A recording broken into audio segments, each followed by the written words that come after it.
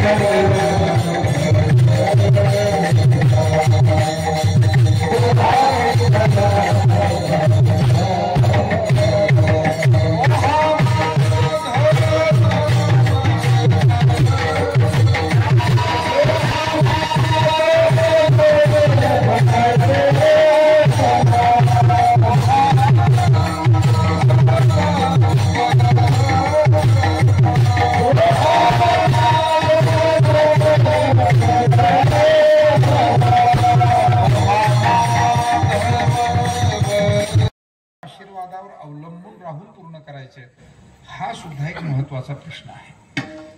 मुळात संकल्प कोणते करायचे तर जे शुभ आहे, जे पवित्र आहे, जे पुण्यकारक आहे, हिताचं आहे सगळ्यांच्या, असेच संकल्प करावे, चुकीचे संकल्प करू नये।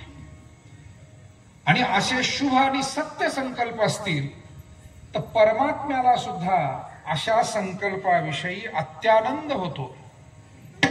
आपल्या मनात येणारे जे शुभ संकल्प आहे, आणि म्हणून पहा तुम्ही, आपल्याला अनुभव आहे, इथे बसलेले सगळे आपण आदरणीय वारकरी कुटुंबातले, शेतकरी कुटुंबातले आदरणीय मंडळी आहात।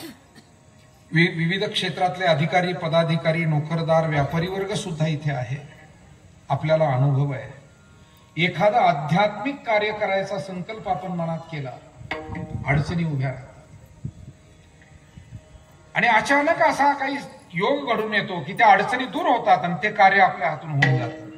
उदाहरणार्थ, गावातलं एखादा अन्नदानाची सेवा आपण घेतलेली आहे, ती आपल्या हातून होईल की नाही असा प्रसंग निर्माण होतो। कधी खर्चाची अडचण, कधी अन्य काही अडचणी, कौटुंबिक, सामाजिक, शरीराचा काही, पण अचानक असा सुयोग प्राप्त होतो। हा सुयोग आणतो कोण?